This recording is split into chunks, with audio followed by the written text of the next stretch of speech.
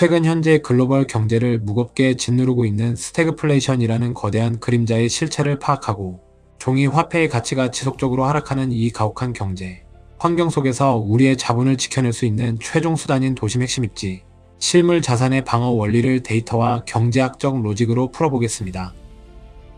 반갑습니다. 여러분, 부자가 되는 심리입니다. 뉴스에서는 매일같이 경기가 어렵다, 수출이 부진하다, 자영업자들이 한계에 물렸다는 우울한 소식이 들려옵니다. 그런데 이상하게도 우리가 마트에서 체감하는 장바구니 물가는 계속 오르고 특정 지역의 아파트나 토지 가격은 떨어지기는커녕 오히려 신고가를 기록하고 있습니다. 경제가 나쁘면 물가도 떨어지고 자산 가격도 하락해야 한다는 우리의 일반적인 상식과 정반대의 현상이 벌어지고 있는 것입니다. 오늘 우리는 경제 지표의 이면에 숨겨진 이 모순적인 상황을 중고등학생도 이해할 수 있도록 아주 쉽고 상세하게 그러나 팩트 데이터에 기반하여 깊이 있게 해부해 보겠습니다. 가장 먼저 우리가 직면한 거시경제의 가장 큰 위협인 스태그플레이션의 개념부터 명확히 짚고 넘어가야 합니다. 스태그플레이션이란 경기가 침체하여 경제 성장률은 바닥을 기고 있는데 물가는 멈추지 않고 계속해서 오르는 최악의 경제 상태를 말합니다. 보통 경제학의 기본 원리에서는 경제가 좋아져서 사람들의 주머니에 돈이 많아지면 소비가 늘어나고 그로 인해 물건의 가격이 오르는 인플레이션이 발생한다고 가르칩니다. 반대로 경제가 나빠져서 사람들이 지갑을 닫으면 물건이 팔리지 않으니 상인들이 가격을 내리게 되어 물가가 떨어져야 정상입니다. 하지만 스태그플레이션은 이 상식을 파괴합니다. 사람들의 월급은 오르지 않고 일자리는 줄어들어 살기 팍팍한데 밥상 물가와 서비스 요금은 무섭게 치솟는 현상입니다. 그렇다면 도대체 왜 이런 현상이 발생하는 것일까요? 그 원인은 실물 경제에서 부가가치를 만들어내는 속도보다 시중에 돈이 풀리는 속도가 훨씬 빠르기 때문입니다. 경제가 어려워지면 각국 정부와 중앙은행은 사람들을 돕고 경제를 살린다는 명목으로 막대한 돈을 시장에 뿌립니다. 재난지원금을 주거나 금리를 낮춰 대출을 쉽게 해주거나 정부 차원의 거대한 공공사업을 벌여 돈을 지출합니다. 문제는 정부가 세금으로 거둔 돈만 쓰는 것이 아니라 모자란 돈을 국채라는 이름의 빚을 내어 충당한다는 점입니다. 이 과정에서 시중에 돌아다니는 돈의 총량 즉 M2 통화량은 기하급수적으로 늘어나게 됩니다. 이것은 피자를 예로 들면 이해하기 쉽습니다. 피자의 크기 즉 실제 경제의 크기는 그대로인데 피자를 나누는 조각의 수, 즉 발행된 화폐의 양만 계속해서 늘리는 것과 같습니다. 조각의 수가 많아질수록 피자 한 조각의 크기는 작아집니다. 마찬가지로 시중에 풀린 돈의 양이 늘어날수록 만원짜리 지폐 한 장이 가지는 실질적인 가치 즉 구매력은 떨어지게 됩니다. 과거에는 만원으로 햄버거 세트를 2개 살 수 있었지만 돈의 가치가 떨어지면 1개밖에 살 수 없게 되는 것입니다. 햄버거 자체의 가치가 2배로 뛴 것이 아니라 햄버거의 가치를 측정하는 돈의 가치가 반토막이 난 것입니다. 이것이 바로 저성장 고물가의 딜레마 속에서 발생하는 종이 화폐 실질 구매력 상실의 팩트입니다. 우리는 은행 계좌에 찍힌 숫자가 줄어들지 않았다고 해서 내 자산이 안전하다고 착각해서는 안됩니다.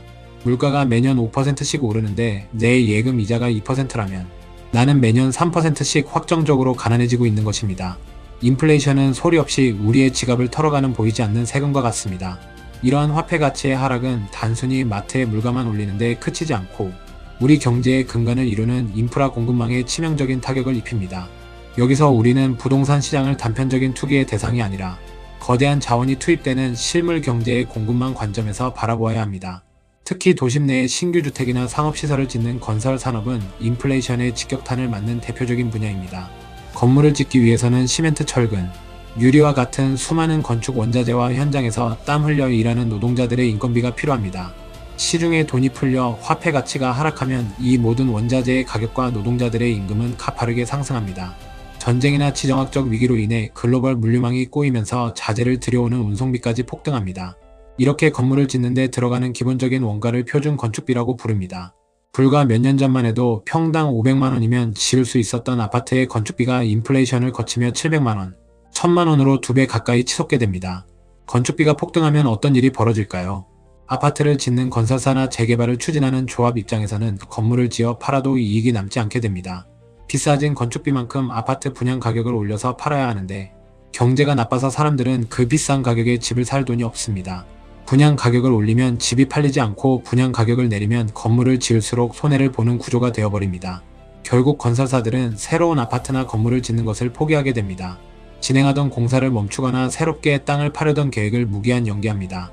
이것이 바로 신규 인프라 공급의 구조적 단절 즉 공급 절벽 현상입니다. 특히 이미 빈 땅이 거의 없고 기존의 낡은 건물을 부수고 새로 지어야 하는 서울 도심과 같은 핵심 입지에서는 이 공급 절벽 현상이 더욱 빠르고 심각하게 나타납니다. 수요가 아무리 많아도 경제학적인 원가 구조가 맞지 않아 새로운 건물이 시장에 나올 수 없는 꽉 막힌 상태가 고착화되는 것입니다. 이제 가장 중요한 세 번째 로직으로 넘어가 보겠습니다.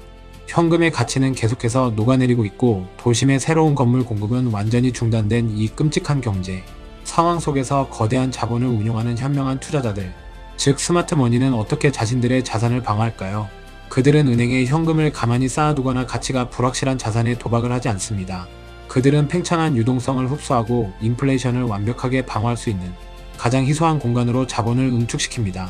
그 공간이 바로 이미 모든 생활 인프라가 완성되어 있고 사람들의 수요가 끊이지 않는 주요 도심의 핵심 토지 지분입니다. 이해하기 쉽게 설명해 보겠습니다. 스마트 머니는 자산의 가치를 판단할 때 그것을 다시 만들려면 돈이 얼마나 들까를 생각합니다. 이것을 대체 비용이라고 합니다. 서울 한복판에 있는 튼튼하고 살기 좋은 아파트를 지금 당장 빈 땅에서 새로 짓는다고 가정해 봅시다. 앞서 말씀드린 대로 폭등한 건축비와 인건비를 고려하면 과거에 그 아파트를 지었던 비용보다 2배, 3배의 막대한 돈이 들어갈 것입니다. 게다가 도심에는 그 건물을 지을 빈 땅조차 없습니다. 즉 현재 도심에 이미 지어져 있는 핵심 입지의 부동산은 폭등한 인플레이션 비용이 고스란히 반영되어 있는 거대한 실물 금고와 같습니다. 건물을 짓기 위해 들어갔던 과거의 저렴한 비용이 현재의 비싼 비용으로 재평가받으면서 자산의 가격표가 올라가는 것입니다.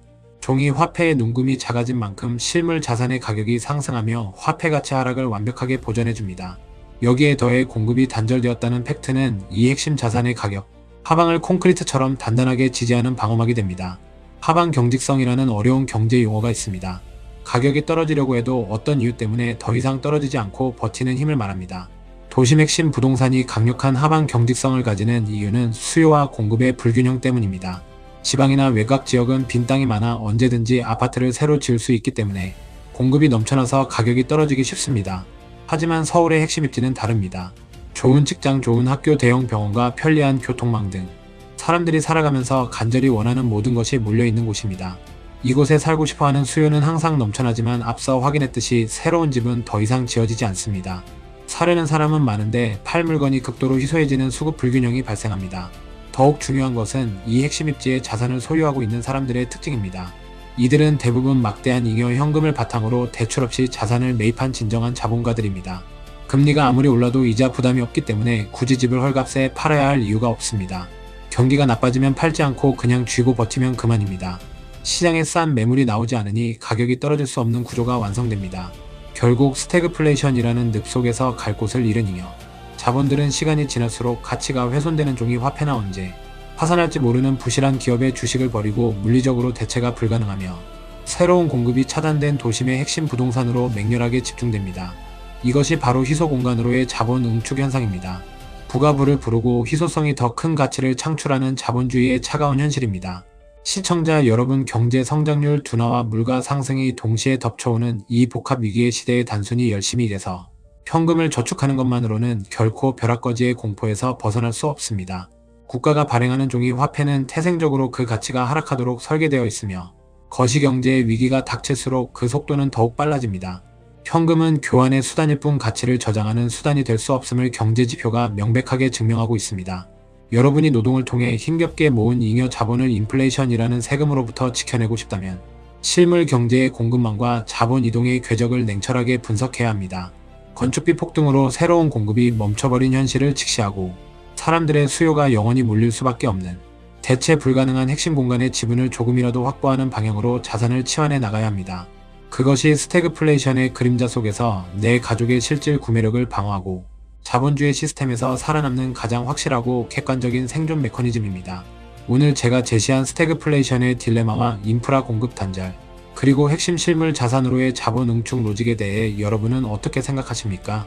현재 여러분은 화폐 가치 하락을 방어하기 위해 포트폴리오 내에 어떠한 형태의 실물 자산을 편입하고 계십니까? 혹은 실물 자산을 대체할 만한 또 다른 방어 수단이 있다고 생각하십니까? 경제학적 관점에 기반한 여러분의 다양한 의견과 투자 논리를 댓글로 남겨주시고 다른 구독자분들과 함께 깊이 있는 토론을 이어가 보시기 바랍니다. 오늘 영상의 데이터 분석과 거시경제적 통찰이 여러분의 자산을 지키는 단단한 방어선 구축에 도움이 되셨다면 잊지 마시고 구독과 좋아요를 부탁드립니다. 감사합니다.